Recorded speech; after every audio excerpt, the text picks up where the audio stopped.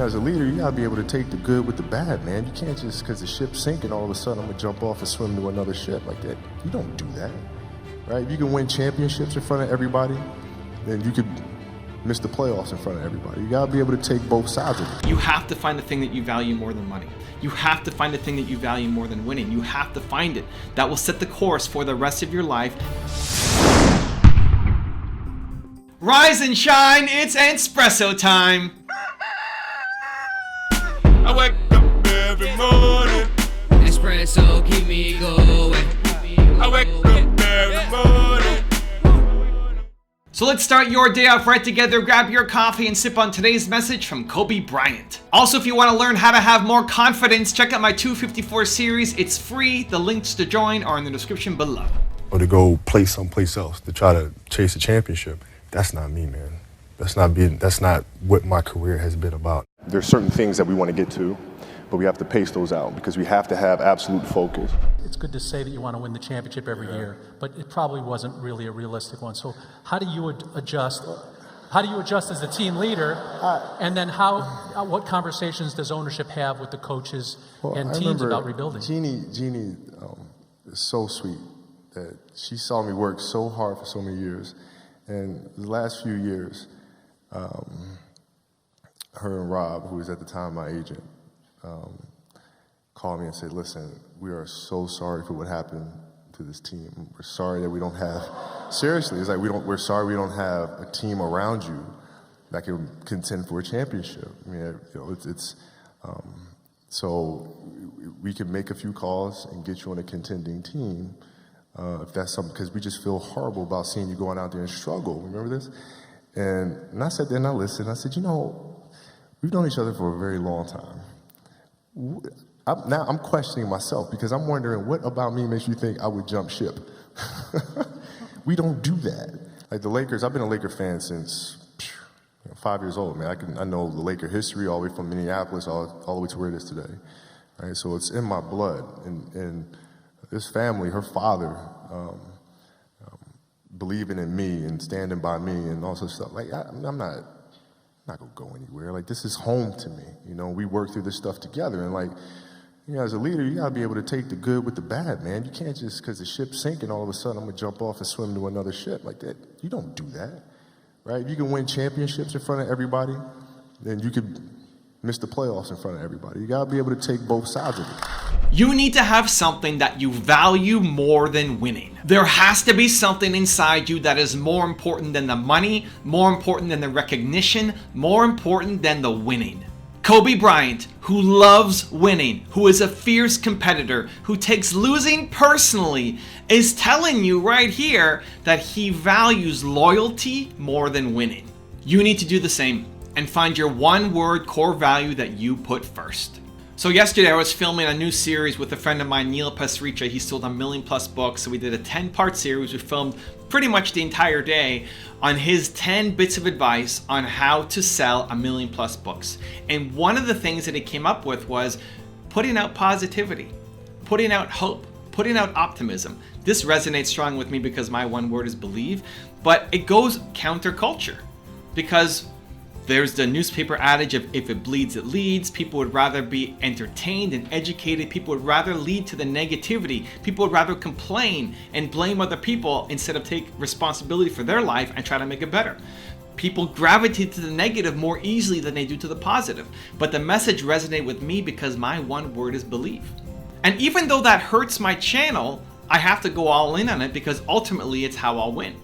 Why do I say that? If I did the top 10 rules of the most epic fights between entrepreneurs, or the top 10 stupidest things that this person has said, right? I got Kanye on my wall behind me. The top 10 stupidest things Kanye has said. The top 10 mistakes Kanye West has made. If I made videos like that, my channel would blow up. Those videos would get more views than trying to force people to learn from Kanye West. People would much rather hate on Kanye than learn from him. And same thing for all these aspirational leaders. We'd much rather hate on them than learn from them. Most people, not you because you're watching this channel, but most people. Think about your friends. Think about the people you grew up with. How much did they want to learn from people who've had more success instead of just say, oh, that person's lucky. Oh, that person is egotistical. Oh, that person doesn't care. Oh, that person is a snob. Oh, that person is elitist, right? It's just so much easier to blame and complain because you don't want to do the hard work yourself. They don't want to do the hard work themselves of growing and getting better. So if I made a top 10 negative list on people, my channel would blow up faster, much faster, much faster. But I don't want to do it because it's against belief, because winning just in terms of views is not enough. There has to be something that is more important than just getting the success, than just getting the dollars, and just getting the views or whatever number you're chasing down. It's important. Money's important. Views are important. Impact is important. It has to be important, right? Money has to be in your top 5, but it can't be number 1. What would you do that is more important than money? And for me, is spread belief. If you paid me to spread anti-belief, I couldn't do it. I couldn't do it. It's just so against who I am. And so what I want you to do is find what that one word is for you. I wrote a book on it. I think going through that exercise is one of the most important things you can ever do in your life. I think it gives you clarity that most people in the world don't have. And when you figure that out, this is for life. I am believe for life. It doesn't change. It only gets stronger. And that flows through everything I create. Hopefully this video, hopefully every interview, hopefully every talk, hopefully every book is flow and believe. I may not always execute it well. Maybe this is the worst video of all time, but I tried. I'm trying to bring belief out every time. And so when you get that clarity, it makes everything in your life and business make more sense. So how do you find your one word? Again, you can pick up the book. I talk a lot about it in there, but let me give you 3 steps that can give you a starting point to figure out what your one word is. Step number 1 is think what makes you come alive. What makes you come alive? Who was your favorite teacher growing up? It wasn't because she taught you grade 8 math. What did you love about your parents? What's your favorite movie of all time? What's your favorite song? Who's your favorite actor? Why? Write down all these people, the things that make you come alive, your favorite people in the world, and then why? Why? Why do you love Mrs. Jones from grade 8 math? Why? There was something about her. So for me, my favorite movie of all time is Seabiscuit. It's about this horse that's too small and a jockey that's too big and an owner that has no money, and everybody is down on their luck, and they somehow come together and they win all these horse races. And it's a story of belief. It's belief. My parents, who are behind me on the wall here, that's me when I'm 8, 9, 10 years old, and my parents, and they would always tell me, I'm Evan Castrilli Carmichael, I can do anything that I believe that I can. That's what they would always tell me to say. They always instilled belief in me.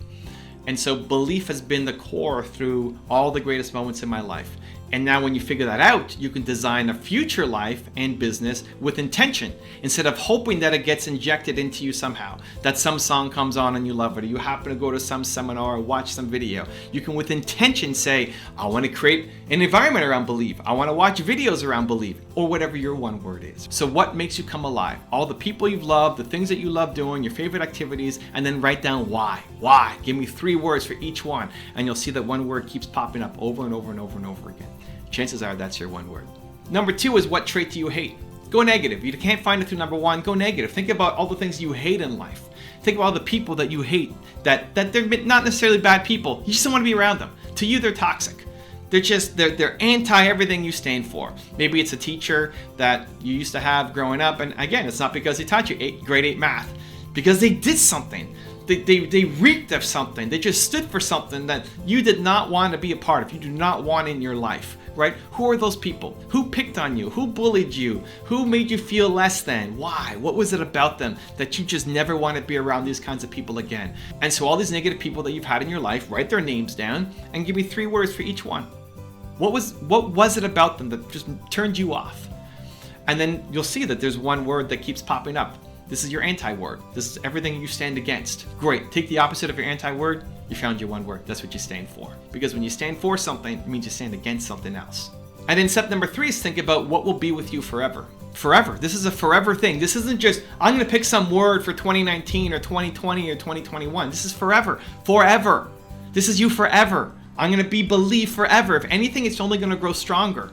And so what this helps do is a lot of times people are really just stuck in the muck. You're stuck in your current situation, so you think you stand for this thing, but it's only because you're dealing with this specific problem right now. Step outside. Try to see the forest, right? Try to go above so you're not just stuck in your current situation, and imagine yourself at age 50, at age 60, at age 70, at age 80. Are you still going to care about it? I'm still going to believe in people. Like, if anything, it should only grow stronger. It should only grow stronger as you've identified, as you've built it up, as you have more confidence, more experience, more practice, more help with people. It's only going to get stronger.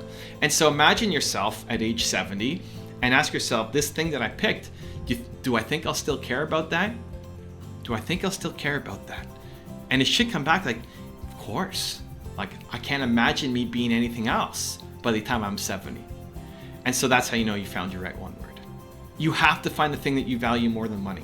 You have to find the thing that you value more than winning. You have to find it. That will set the course for the rest of your life. And again, it's one of the most important exercises that you could ever do, ever. Because once you know yourself, it paves the way forward in such a clear, direct manner that allows you to go at a supersonic speed where everybody else is walking in quicksand, hating their life. Now, I've got a really special bonus clip that I think you're going to enjoy. But before that, question of the day, I want to know, what is your one word? Let me know in the comments below.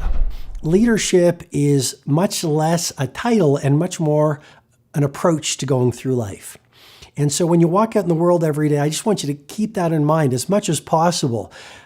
You can behave like a leader, which is assuming personal responsibility for your results, or you can be like a victim, which is something bad happens or something doesn't quite work out and you give away your power and you blame and you complain and you become toxic.